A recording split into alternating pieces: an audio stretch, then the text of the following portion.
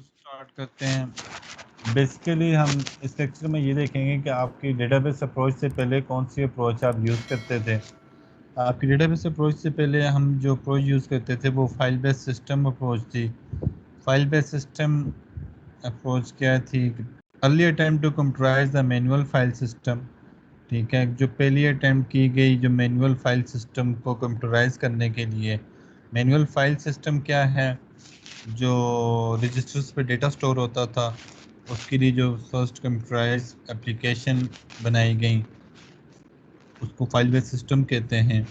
Collection of application that perform services for the end user. आपके file based system क्या चीज़ थी कि कलेक्शन ऑफ प्रोग्राम थे, एप्लीकेशन प्रोग्राम थे जो किसी भी एंड यूज़र को सर्विसेज प्रोवाइड करते थे। Now first one is application program. क्या होता है एप्लीकेशन प्रोग्राम? जो आपको एक ऐसी एप्लीकेशन जिसको यूज़ करते हुए आप कोई भी फंक्शनलिटी परफॉर्म कर सकते हैं। जैसे सी ऑनलाइन के लिए यूज़र इंटरफेस आपको व्यू हो रहा है वो आपके लिए एप्लीकेशन प्रोग्राम है। यूट्यूब के लिए जो आप यूज़ करते हैं ब्राउज़र से वो आपके लिए एप्लीकेशन प्रोग्राम है। ठीक है, और एंड यूज़र सिंपली जिसके लिए वो एप्लीकेशन बनाई गई है। ठीक है, एप्लीकेशन प्रोग्राम बेसिकली एक ऐसी सॉफ्टवेयर या एप्लीकेशन जिसको यूज़ करते हुए आप किसी भी डेटाबेस को यूज़ कर रहे हैं। ठीक है, एंड यूज़र बेसिकली जिसके लिए वो एप्लीकेशन बनाई गई है। सी ऑनलाइन के आप भी एंड यूज़र हैं, मैं भी एंड यूज़र हूँ, यूट्यूब के लिए हम सब एंड यूज़र हैं, हमारे लिए वो बनाई गई है। ठीक है, each program define and manage own data. ठीक है, फाइल बेस्ड सिस्टम के अंदर हर प्रोग्राम अपने ही डेटा को मैनेज करता है। ठीक है, मैनुअल फाइल सिस्टम क्या था? मैनुअल फाइल सिस्टम आपका रजिस्टर्स पे जो डेटा स्टोर होता था वो सही काम करता था, लेकिन लार्ज नंबर ऑफ डेटा जब आपको स्टोर करना पड़ता था तो उसमें प्रॉब्लम आते थे, उसको मैनेज करने में प्रॉब्लम आते थे। For only storage and retrieval functionality of large number of data. Basically आप जो फंक्शनलिटी परफॉर्म कर सकते थे उसमें सिंपली स्टोरेज कर सकते थे, यानी आप रजिस्टर्स पे डेटा को स्टोर करते थे। एंड रिट्रीवल फंक्शनलिटी मीन कि आप किसी भी पास्ट में जो आपने डेटा रजिस्टर में स्टोर किया हुआ आप उसको व्यू करना चाहते हो तो वो आप व्यू कर सकते थे। ठीक है, फॉर एग्जांपल आज के दौर में अगर हम बात करें, अगर सीजन कॉमसेट का सिस्टम मैनुअल फाइल सिस्टम होता तो आपके सारे रिकॉर्ड रजिस्टर्स में रखे जाते। जो बच्चे पास आउट होते हैं उनके भी रिकॉर्ड रजिस्टर में रखे जाते हैं। ठीक है, एंड सो ऑन। ठीक है, मुझे बाकी बोर्ड्स का तो नहीं पता, लेकिन ये एबटाबाद बोर्ड जो अभी आई थिंक अब अभी का नहीं है आइडिया मुझे, 5-6 साल पहले तो ये फाइल पुराना रिकॉर्ड इनसे अभी भी कोई लेने जाए वही फाइल बेस्ड सिस्टम ही है। उनके स्टोर रूम में रजिस्टर्स पड़े हुए हैं, उन रजिस्टर से वो आपका सेशन सर्च करेंगे, सेशन में जाके वो रजिस्टर ओपन करेंगे और वो आपका रिकॉर्ड उन रजिस्टर्स में उन्होंने मेंटेन किया हुआ है, वहाँ पे स्टोर किया हुआ है। लेकिन लार्ज नंबर ऑफ डेटा के लिए बहुत ज़्यादा जब डेटा हो जाता है तो उसको मैनेज करना बहुत टफ हो जाता था। इसीलिए मैनुअल फाइल सिस्टम ओवरकम करने के लिए उसको कंट्रोल करने के लिए फाइल बेस्ड अप्रोच यूज़ की गई। यानी एक ऐसे एप्लीकेशन प्रोग्राम लिखे गए, ऐसे सॉफ्टवेयर छोटे छोटे बनाए गए जिससे आप रिकॉर्ड को स्टोर कर सकें और उसको उस पर मैनिपुलेशन या ऑपरेशन परफॉर्म कर सकें। ठीक है, फाइल बेस्ड सिस्टम की एग्जांपल जो आपकी बुक जो आपका मैंने अपलोड भी किया शॉर्ट फॉर्म में, उसकी आपकी बुक से ये एग्जांपल है dream home example. Basically dream home example है क्या? ये एक जैसे काम करते हैं कि किसी भी प्रॉपर्टी को लीज पे देना, किसी भी प्रॉपर्टी की सेल करना। ठीक है, ये और उसकी इंफॉर्मेशन को स्टोर करने के लिए। तो वो एग्जांपल एक्सप्लेन हो रही है यहाँ पे कि आपके पास ड्रीम होम एग्जांपल में अगर फाइल बेस्ड सिस्टम है और उस फाइल बेस्ड सिस्टम के अंदर आपके पास 2 डिपार्टमेंट हैं, सेल डिपार्टमेंट और कॉन्ट्रैक्ट डिपार्टमेंट। आपका जो सेल डिपार्टमेंट है वो responsible of selling and renting the property. क्या आपकी प्रॉपर्टी को सेल करना और उसको रेंट पे देना की रिस्पॉन्सिबिलिटी सेल डिपार्टमेंट की है। और कॉन्ट्रैक्ट डिपार्टमेंट की रिस्पॉन्सिबिलिटी क्या है कि वो हैंडलिंग द लीज एग्रीमेंट के लिहाज से जितने भी एग्रीमेंट होते हैं वो आपका कॉन्ट्रैक्ट डिपार्टमेंट मैनेज कर रहा है। आपका बेसिकली डेटाबेस मैंने लास्ट लेक्चर में भी बताया था, basically database is the collection of different table, ठीक है। और टेबल्स को रिप्रेजेंट करने के डिफरेंट तरीके हैं, ठीक है। फॉर एग्जांपल ये जो आपके सामने रो में लिखे हुए हैं ये टेबल्स की इंफॉर्मेशन है। तो ये प्रॉपर्टी फॉर रेंट को मैं पी से शो करता हूँ, ठीक है। और ये सारे टेबल्स में टेबल्स के ये कॉलम्स लिखे हुए हैं, ठीक है। रोज नहीं लिखी हुई, column. First one is property number, then street, then city, then postal code and so on, ठीक है। यानी ये आपके पास एक टेबल के अंदर बेसिकली आपके पास क्या चीज़ें होती हैं, रोज और कॉलम्स होते हैं, ठीक है। तो ये यहाँ पे सारे ये कॉलम्स लिखे हुए हैं, ठीक है, कि आपका एक टेबल है प्रॉपर्टी फॉर रेंट का और उसके अंदर ये सारे कॉलम्स हैं। प्रॉपर्टी फॉर रेंट या क्लाइंट या प्रॉपर्टी ओनर में से किसी एक कॉलम के लिए अंडरलाइन है। इस अंडरलाइन का मतलब होता है कि ये एट्रिब्यूट प्राइमरी की है, ठीक है। प्राइमरी की क्या होता है, कब बनाते हैं, किसको बनाते हैं, क्या पर्पस होता है, ये रिलेशन मॉडल में बहुत डिटेल से पढ़ेंगे। लेकिन सिंपली थोड़ा सा आइडिया इसलिए दे रहा हूँ कि इस डायग्राम में बुक में एक्सप्लेन किया हुआ है, तो आपको पता होना चाहिए कि क्यों अंडरलाइन है। प्राइमरी की आपकी एक यूनिक कॉलम होता है, ठीक है। बेसिकली डेटाबेसेस के अंदर हम कॉलम्स को कहते हैं एट्रीब्यूट्स, ठीक है। तो एक यूनिक कॉलम या यूनिक एट्रीब्यूट का मतलब ये होता है कि एक ऐसा एट्रीब्यूट होता है जो रिपीट नहीं हो रहा होता, ठीक है। इसका पर्पस ये होता है कि आप बेसिकली किसी स्पेसिफिक इंफॉर्मेशन को एक्सेस करना चाहते हैं या उस पर कोई ऑपरेशन परफॉर्म करना चाहते हैं, तो इस आप प्राइमरी की एट्रीब्यूट को यूज़ करते हैं। फॉर एग्जांपल BCS 4 पीक के क्लास में हर एक स्टूडेंट का जो रजिस्ट्रेशन नंबर है वो आपका प्राइमरी की है, ठीक है। अब प्राइमरी की का पर्पस ये है कि फॉर एग्जांपल आपकी क्लास में एक नाम अली के नाम के शायद 2 या 2 से ज़्यादा स्टूडेंट हो सकते हैं या होंगे, ठीक है। अगर ये प्राइमरी की ना हो तो हम किसी फॉर एग्जांपल मैं अली का रिज़ल्ट, प्रीवियस रिज़ल्ट देखना चाहता हूँ, तो मल्टीपल यूज़र हैं तो मैं किस अली का देखना चाहता हूँ।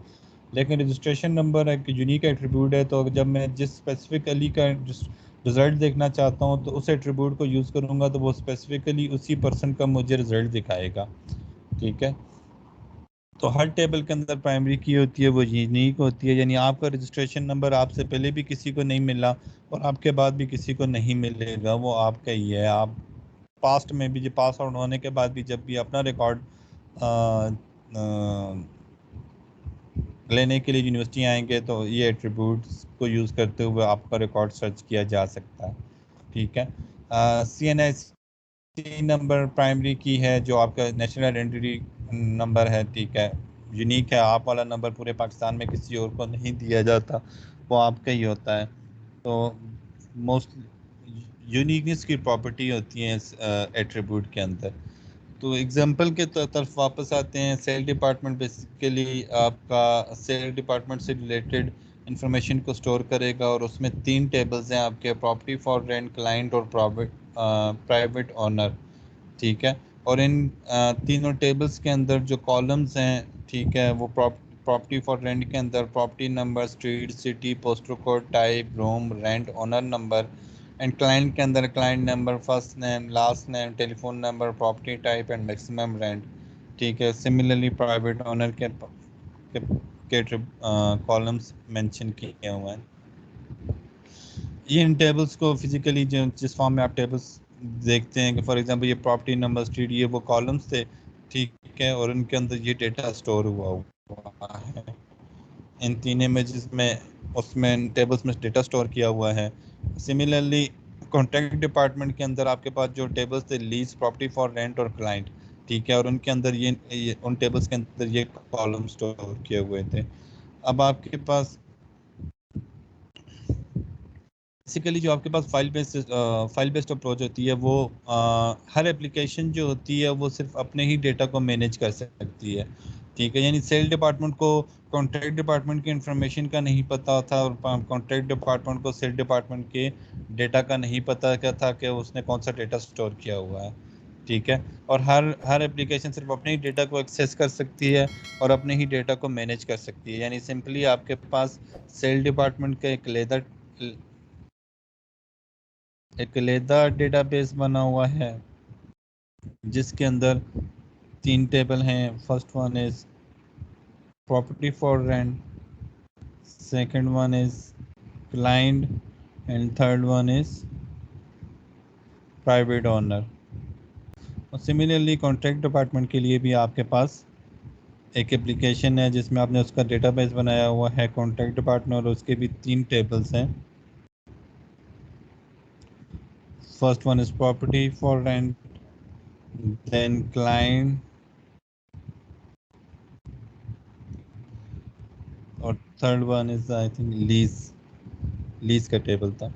ठीक है, यानी फाइल बेस्ड अप्रोच में ये कॉन्सेप्ट यूज़ होता था कि हर एप्लीकेशन अपना डेटाबेस मैनेज करती थी और उसको दूसरे डेटाबेस का आइडिया भी नहीं था, और उसका मैनेज उसमें कौन कौन से टेबल स्टोर हुए हैं, ये क्या डेटा स्टोर हुआ है.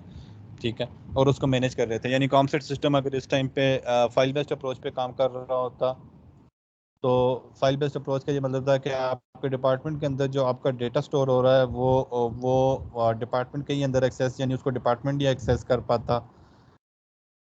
जो आपका डेटा स्टोर हो रहा है एग्ज़ाम डिपार्टमेंट के अंदर, उनके पास एक अपना एप्लीकेशन प्रोग्राम होता है और वो सिर्फ आपका एग्ज़ाम डिपार्टमेंट ही उसे यूज़ कर सकता.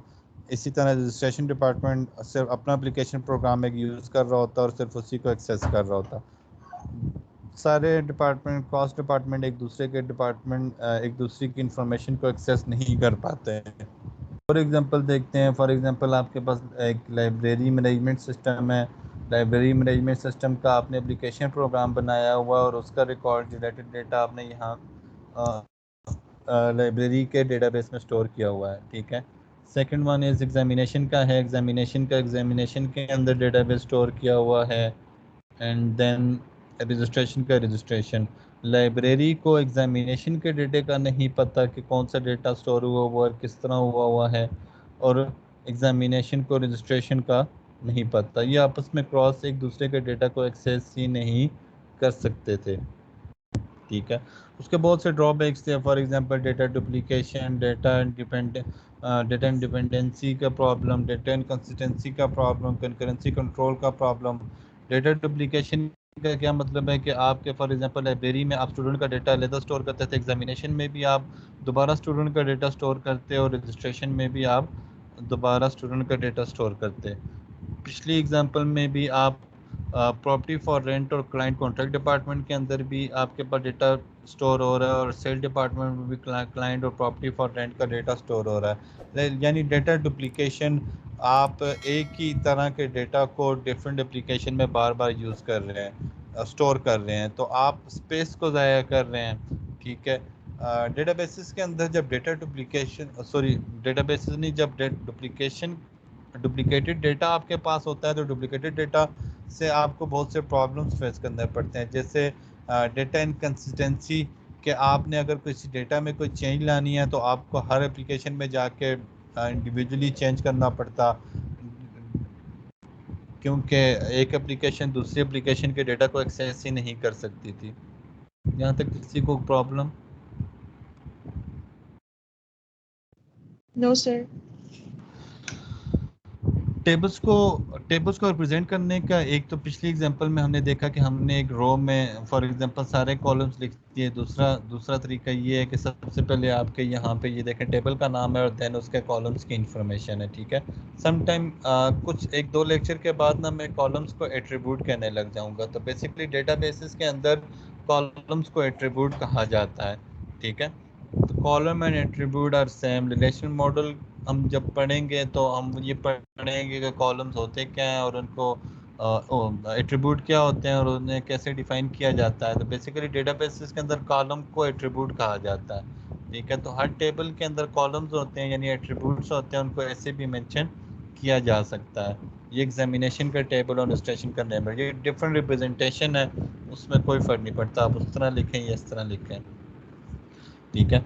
आपकी बुक की ही ये इमेज है, 1.5 फिगर नंबर है, ठीक है। कि सेल डिपार्टमेंट ने अपना एक एप्लीकेशन बनाई और उस एप्लीकेशन के अंदर बेसिक पर्पस क्या था कि डेटा एंट्री और उसकी रिपोर्ट जनरेशन, यानी आप सेल डिपार्टमेंट के रिलेटेड डेटा को एंटर कर रहे हैं और उससे रिलेटेड जो रिपोर्ट आपको चाहिए वो रिपोर्ट जनरेट करें। इस डेटा एंट्री के अंदर आप फाइल हैंडलिंग रूटीन, आप जो फाइल्स स्टोर कर रहे थे उस फाइल हैंडलिंग रूटीन्स को मेंटेन करते थे और फाइल डेफिनेशन को डिफाइन करते थे। सिमिलरली कॉन्ट्रैक्ट डिपार्टमेंट के लिए आपने एप्लीकेशन बनाई जिसका बेसिक पर्पस आपकी डेटा एंट्री और उसकी रिपोर्ट जनरेट करना था, जिसमें आप फाइल हैंडलिंग रूटीन और फाइल डेफिनेशंस को डिफाइन करते थे। आपका सेल डिपार्टमेंट कॉन्ट्रैक्ट डिपार्टमेंट की इन्फॉर्मेशन को एक्सेस नहीं कर सकता था। ये दोनों अलग-अलग एप्लीकेशन थी और अपनी हर एप्लीकेशन अपने ही डेटा को मैनेज या स्टोर कर सकती थी। नाउ सबसे पहले हमारे पास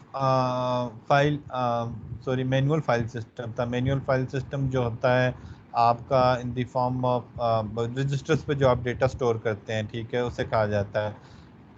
ड्यू टू स्पेस, यानी आप एक लिमिटेड ही डेटा उस पर स्टोर कर सकते थे, ठीक है। इस वजह से आप मूव हुए फाइल बेस्ड अप्रोच की कंप्यूटराइज डेटा टाइप की तरफ के, आप कंप्यूटर में डेटा को स्टोर करें। बट स्टिल इस फाइल बेस्ड अप्रोच के कुछ डिसएडवांटेजेस थे, लिमिटेशंस थी। नाउ लेट्स सी कि वन बाय वन के वो लिमिटेशंस क्या थी। सबसे फर्स्ट वन जो उसकी लिमिटेशन थी, that was separation and isolation of data, ठीक है। Each program maintain its own data, ठीक है। कि हर एप्लीकेशन प्रोग्राम, चाहे वो सेल डिपार्टमेंट है या कॉन्ट्रैक्ट डिपार्टमेंट है, हर एप्लीकेशन प्रोग्राम सिर्फ अपने ही डेटा को मैनेज कर रहा था, ठीक है। User of one program may be unaware of potentially useful data held by other program. कि हर प्रोग्राम जब अपने ही डेटा को मैनेज कर रहा था और दूसरे प्रोग्राम के डेटा को एक्सेस ही नहीं कर सकता था, तो उसे इस चीज़ का पता ही नहीं होता था। There might be a chance कि दूसरे प्रोग्राम के पास एक ऐसा डेटा है जो उसके लिए बहुत यूजफुल है, लेकिन जब वो इसको एक्सेस ही नहीं कर सकता था तो वो अनअवेयर होता था, कि उसको पता ही नहीं होता था कि वो उसके उसके उसको उसका यूजफुल डेटा किसी और जगह पे भी स्टोर हुआ है। फॉर एग्जाम्पल, उस एग्जाम्पल को देखें, if you want to produce the list of all houses that matches the requirement of client, यानी सेल और कॉन्ट्रैक्ट डिपार्टमेंट के किसी भी एप्लीकेशन में हमें अगर क्लाइंट की इंफॉर्मेशन रिक्वायरमेंट के लिहाज से चाहिए तो शायद वो आपकी एप्लीकेशन में नहीं मौजूद, लेकिन दूसरी एप्लीकेशन में वो उस क्लाइंट की रिक्वायरमेंट के मुताबिक डेटा आपके पास मौजूद हो लेकिन आपके पास ना हो, ठीक है। आप और उसको एक्सेस ही नहीं कर सकते थे, अनअवेयर होते थे, ठीक है। Second problem was duplication of data. आपकी जो फाइल बेस्ड अप्रोच थी वो डिसेंट्रलाइज थी। Now first one, what is the difference between centralise and decentralise. Centralise चीज़ ये होती है कि फॉर एग्जांपल आपने एक चीज़ को, फॉर एग्जांपल हम डेटा की एग्जांपल देते हैं कि किसी डेटा को हमने एक जगह पे स्टोर कर दिया और हमने सब यूजर्स को एक्सेस दे दी है कि ओके सारे यूजर उस डेटा को वहां से एक्सेस करें। That was centralise approach. Decentralise mean के जैसे फाइल बेस्ड अप्रोच में था कि हर एप्लीकेशन के पास अपना डेटाबेस होता था और वो दूसरी एप्लीकेशन के डेटा को स्टोर ही नहीं कर सकते थे, तो वो डिसेंट्रलाइज अप्रोच थी। यानी एप्लीकेशन सिर्फ अपने डेटा को एक्सेस कर सकती थी और उसे ही यूज़ कर सकती थी। प्रैक्टिकल एग्जांपल इसकी, फॉर एग्जांपल कुछ बहुत अरसा पहले आपके बैंक डिसेंट्रलाइज थे कि अगर आपका MCB अटक में अकाउंट है तो आप इस्लामाबाद जाके चेक नहीं कैश करवा सकते थे, वो कहते थे उसी बैंक में आप जाते थे। आज सेंट्रलाइज है, बैंक ने आपकी इंफॉर्मेशन एक सर्वर पे स्टोर की हुई है और हर बैंक की ब्रांच उस सर्वर से आपके डेटा को एक्सेस कर लिया, तो आप किसी भी MCB ब्रांच में जाते हैं या किसी भी बैंक की किसी ब्रांच में भी जाते हैं और वो आपके उस डेटा को एक्सेस करते हैं। सिमिलरली नादरा में पहले ये होता था कि अगर आपने नादरा का ID कार्ड नादरा से बनवाया है तो आपने उसको अपडेट करने के लिए भी आपको नादरा ही आना पड़ता था। अगर आप किसी और सिटी में नादरा जाते थे तो उनके पास वो इंफॉर्मेशन होती ही नहीं थी। तो डिसेंट्रलाइज मीन के आप अपने ही डेटा को एक्सेस कर सकते हैं, आपको आइडिया ही नहीं है कि कोई और डेटा भी मौजूद है। तो आपकी फाइल बेस्ड अप्रोच जो थी वो डिसेंट्रलाइज अप्रोच थी, टेकन बाय ईच डिपार्टमेंट के हर एप्लीकेशन प्रोग्राम सिर्फ अपने ही डेटा को एक्सेस कर सकता था। Same data is held by different program. आप डिसेंट्रलाइज्ड अप्रोच में यानी फाइल बेस्ड अप्रोच में हर प्रोग्राम जैसे सेल डिपार्टमेंट से सेल की इंफॉर्मेशन मैनेज कर रहा था और क्लाइंट कॉन्ट्रैक्ट डिपार्टमेंट से कॉन्ट्रैक्ट की इंफॉर्मेशन को स्टोर कर रहा था। लेकिन उसमें एग्जांपल से क्लिक कर देता हूँ मैं, ये देखें सेल डिपार्टमेंट के अंदर प्रॉपर्टी फॉर रेंट और क्लाइंट, और यही इंफॉर्मेशन प्रॉपर्टी फॉर रेंट और क्लाइंट की यहाँ भी स्टोर है। ठीक है, तो आप एक ही इंफॉर्मेशन को मल्टीपल जगहों पे स्टोर करवा रहे थे। ठीक है, तो that is duplication of data, कि आप अपनी स्पेस को ज़ाया कर रहे थे। उससे प्रॉब्लम आपको क्या फेस करना पड़ता था, स्पेस वेस्ट कर रहे थे। Second one is the potentially different value of different format of same item, कि आपकी आप डिफरेंट जो data same data different application में स्टोर कर रहे थे वो डिफरेंट फॉर्मेट में स्टोर हो रही थी। फॉर एग्जांपल, तो डिफरेंट फॉर्मेट में स्टोर यानी आप सेम डेटा को जो हर एप्लीकेशन स्टोर करती थी वो डिफरेंट फॉर्मेट में स्टोर करती थी। ठीक है, तो डेटा डुप्लीकेशन से आपको ये प्रॉब्लम फेस करना पड़ता था।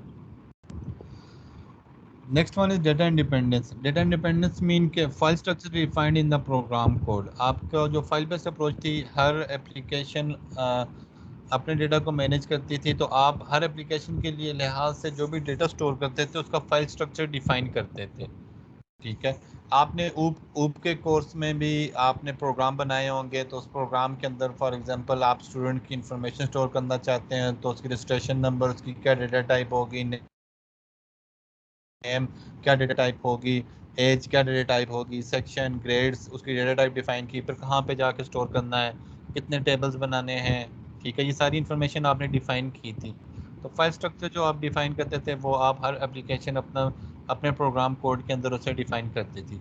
ठीक है, next one is incompatible file format. Programs are written in different languages and so can not easily access each other file. Incompatible file format mean यानी आपने कॉन्टैक्ट डिपार्टमेंट या सेल डिपार्टमेंट का program different application, जो दोनों different application है, आपने उन दोनों एप्लीकेशन को डिफरेंट फाइल फॉर्मेट में स्टोर किया हुआ है। ठीक है, different file format different languages में बनाया हुआ है।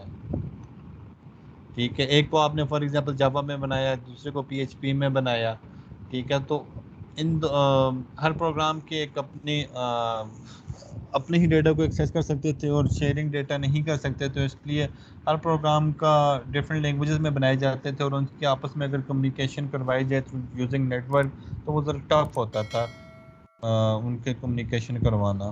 ठीक है, last one is fixed query and proliferation of application. Program के हर application program are written to satisfy particular function. जो आप प्रोग्राम आपने लिखे थे वो किसी स्पेसिफिक फंक्शन या किसी स्पेसिफिक ऑपरेशन को परफॉर्म करने के लिए आपने लिखे थे। ठीक है, यानी फॉर एग्जांपल आपने सेल डिपार्टमेंट का बनाया, एप्लीकेशन बनाई और सेल डिपार्टमेंट के अंदर जाके आपने सिंपली सेल डिपार्टमेंट में आपने प्रॉपर्टी की इंफॉर्मेशन, उसकी ऑनर की इंफॉर्मेशन और क्लाइंट की इंफॉर्मेशन के लिए आपने कोड किया था। ठीक है, और कॉन्ट्रैक्ट के अंदर जाके प्रॉपर्टी, क्लाइंट और लीज की इंफॉर्मेशन के लिए कॉन्ट्रैक्ट किया था। तो बेसिकली आपका इन्हीं तीन इंफॉर्मेशन को स्टोर करने और इन पे ऑपरेशन परफॉर्म करने के लिए वो एप्लीकेशन बनाई थी। Any new requirement needed a new program, और अगर आप उसमें कोई चेंजेस लाना चाहते थे तो आपको उस प्रोग्राम में चेंजेस लानी पड़ती थी या उस प्रोग्राम को दोबारा लिखना पड़ता था। File based approach basically recently use नहीं होती और ना ही हम इसको पढ़ेंगे। ठीक है, ये 1780s में यूज़ होती थी। इस आज जावा या पाइथन लैंग्वेजेस स्ट्रॉन्ग हैं। ठीक है, उस टाइम पे सी या C++ यूज़ होती थी। डेट टाइम प्रोग्राम को दोबारा लिखा जाता था। ठीक है, अगर आपने कोई चेंजेस लानी है और दोबारा उसे कंपाइल किया जाता था और एग्जीक्यूट किया जाता था। ठीक है, रिसेंटली ये चीज़ यूज़ नहीं होती। ठीक है, हम जिस अप्रोच को जैसे for example manual file system register file को रिप्लेस किया फाइल बेस्ड अप्रोच ने, कि कंप्यूटराइज एप्लीकेशन प्रोग्राम जो फर्स्ट अटेम्प्ट थी उसने अप्रोच किया, और फाइल बेस्ड के इन ड्रॉबैक्स को रिमूव किया आपकी डेटाबेस अप्रोच ने। डेटाबेस अप्रोच क्या थी? Database different definition of data was embedded in the application program, कि आपने जो भी डेटा स्टोर करना है उस एप्लीकेशन प्रोग्राम के अंदर उसकी डेफिनेशन डिफाइन कर दी, rather than being store separately and independently. बजाय इसके कि आपने उसकी इन्फॉर्मेशन को सेपरेटली स्टोर किया या इंडिपेंडेंटली स्टोर किया, आपने एप्लीकेशन प्रोग्राम के अंदर उसके जो डेटा आपने स्टोर करना था उसकी डेफिनेशन डिफाइन कर दी। No control over the access and manipulation of data beyond that imposed by application program, कि आपको जो एक्सेस दिया गया है या जो ऑपरेशंस आप परफॉर्म कर सकते हैं, जो आपको अलाउ किए गए हैं, उसके अलावा ना आप ऑपरेशन परफॉर्म कर सकते थे और ना ही आपको वो कंट्रोल मिल सकता था। यानी सीईओ ऑनलाइन एक डेटाबेस अप्रोच पे बना हुआ सॉफ्टवेयर है। आपको जो एक्सेस दिया गया है आप वही एक्सेस, उसी एक्सेस के तहत डेटा को एक्सेस कर सकते हैं, या जो ऑपरेशन आप परफॉर्म कर सकते हैं। जैसे आप अपना पास्ट का रिजल्ट सर्च कर सकते हैं, ये एक्सेस आपको दिया गया है, लेकिन आपको ये एक्सेस नहीं दिया गया है कि उसको एडिट कर सकें। मुझे ये एक्सेस दिया गया है कि मैं BCS4B के डेटाबेस के कोर्सेज को करंट कोर्स जो मैं पढ़ा रहा हूँ उसके नंबर्स को एडिट कर सकूँ, ये मुझे एक्सेस दिया गया है। लेकिन आप और कौन से कोर्सेज पढ़ रहे हैं और उसमें चेंजेस का एक्सेस मेरे पास नहीं है। तो डेटाबेस अप्रोच ने आपको ये फैसिलिटी प्रोवाइड कर ली। ठीक है, डेटाबेस अप्रोच के अंदर जो दो चीज़ें जो फर्स्ट लेक्चर में मैंने डिफाइन की थी, database and DBMS system. Database का मतलब कि थ्योरेटिकल कॉन्सेप्ट्स जो आप स्टडी करेंगे कि कैसे एक रियल वर्ल्ड प्रॉब्लम को कन्वर्ट किया जाए उस फॉर्म के अंदर कि आप उसको कंप्यूटर के अंदर स्टोर कर सकें। एंड DBMS मीन कि डेटाबेस मैनेजमेंट सिस्टम, एक ऐसा सॉफ्टवेयर जो आपको ये फैसिलिटी प्रोवाइड करे कि आप डेटा को डेटाबेस को क्रिएट कर सकें और उस पर ऑपरेशन परफॉर्म कर सकें। ठीक है, फॉर एग्जांपल आपके पास बेसिकली जो डेटाबेस होते हैं वो सेंट्रलाइज अप्रोच होती है। ठीक है, सेंट्रलाइज अप्रोच का ये मतलब है कि आपने जो भी डेटाबेस बनाया उसको यहाँ पे स्टोर कर दिया, और हर यूज़र को जो उससे जिसके लिए आपने वो डेटाबेस बनाया था, ठीक है, उसको उसका एक्सेस दे दिया। ठीक है, यूज़र वन फॉर एग्जांपल, हम लास्ट एग्जांपल के लिहाज से देखते हैं तो चलें ले यूँ लिख लेते हैं, सेल डिपार्टमेंट और कॉन्ट्रैक्ट डिपार्टमेंट।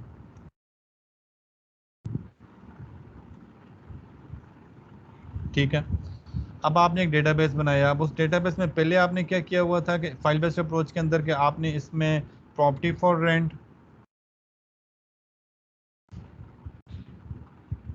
देन दूसरी इंफॉर्मेशन कौन सी थी, क्लाइंट की, and third one is property owner की।